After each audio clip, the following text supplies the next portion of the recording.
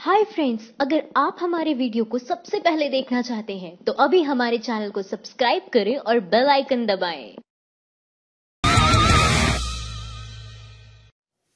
यशवंत सिंह ने मोदी पर लिखी किताब, कहा वो हर रोज इतिहास रचना की धुन में। प्रधानमंत्री नरेंद्र मोदी पर लिखी गई किताब में पूर्व केंद्रीय मंत्री यशवंत सिन्हा ने उन पर जमकर कटाए किया है और कई जगह सीधा हमला बोला है।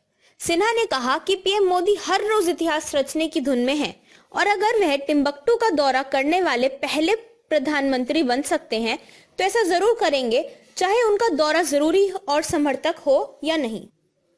पूर्व केंद्रीय मंत्री यशवंत सिन्हा ने कहा है कि प्रधानमंत्री नरेंद्र मोदी हर रोज इतिहास रचने की धुन में है और अगर वह टिम्बकटू का दौरा करने वाले पहले भारतीय प्रधानमंत्री बन सकते हैं तो वे ऐसा जरूर करेंगे, चाहे उनका दौरा जरूरी और सार्थक हो या नहीं।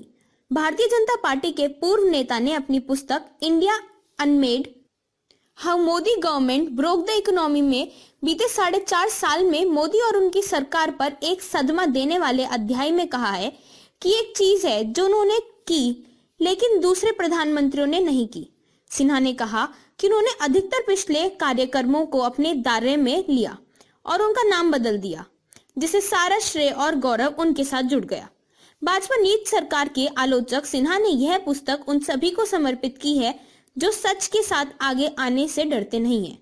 उन्होंने कहा, मोदी एक ऐसे इंसान है जो सभी चीजें खुद के लिए करना चाहते हैं। Hail Caesar Modi style of functioning अध्याय में नौकरशाह से राजनेता बने 81 वर्षीय सिन्हा ने कहा, मोदी ने भारत सरकार की सभी निर्णय निर्माण शक्तियों को खुद में ही केंद्रीकृत कर दिया है, जिसमें उन्हें प्रधानमंत्री कार्यकालय के कुछ चुनिंदा अधिकारी उनके सहायता करते हैं। सिन्हा वाजपेयी सरकार में वित्त और विदेश मंत्री रहे थे। पत्रकार आदित्य सिन्हा ने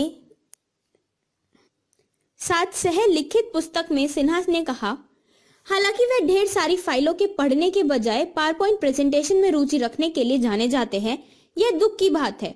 इसका मतलब यह है कि वह संस्थागत समिति में जमा बारीकियों को नहीं जानना चाहते। शायद ये ऐसा पहले व्यक्ति हैं जिनके लिए उपयुक्त है, जिसके भौतिक परीक्षण में सावधानी का अभाव है। उन्होंने कहा कि भारत सरकार का प्रशासन 3 केंद्रों द्वारा चलाया जा रहा है। पहला प्रधानमंत्री और उनका कार्यालय, दूसरा वित्त मंत्री और उनका कार्यालय और तीसरा नीति आयोग।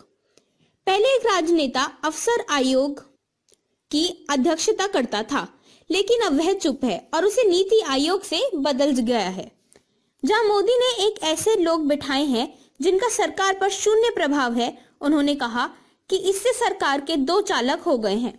दिग्गज राजनेता ने कहा कि सभी जानते हैं कि वित्त मंत्री का सरकार में कैसा प्रभाव है, जिसे नकारा नहीं जा सकता कि करीब शून्य, और वह अपने खुद के मंत्रालय की चीजों पर जोर देने में सक्षम नहीं है। उन्होंने कहा, आखिरकार क्यों उनके वित्त सचिव हसमुख अध्याय बदनाम नोटबंदी के फैसले में शामिल थे। वित्त मंत्री खुद अंधेरे में थे और वित्त सचिव की प्रधानमंत्री के प्रति निकटता गुजरात के समय की है।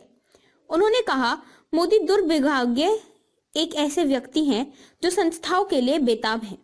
उन्हें खुद में विश्वास नहीं, इसी बात के प्रति उन्हें अंधा बना दिया है कि वह कोई राजा नहीं है, वह केवल एक संसदीय दल के प्रमुख है जिनके पास बहुमत है, जो उन्हें सरकार बनाने में सक्षम बनाता है और उस सरकार की सीमाएं संविधान में निर्धारित है।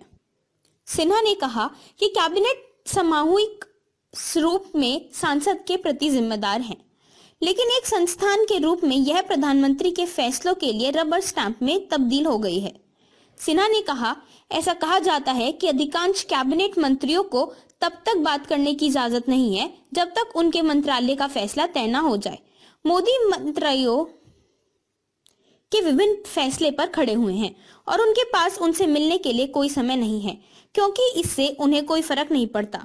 मोदी केवल नौकरशाहों के माध्यम से शासन करते हैं और करेंगे, और यही उनका मंत्र प्रचलित होता है। माइंड द न्यूज रूम की रिपोर्ट। Thank you for watching our video. अगर आपको हमारी वीडियो पसंद आई हो तो इसे लाइक जरूर करें और हमारे चैनल को सब्सक्राइब करना ना भूलें।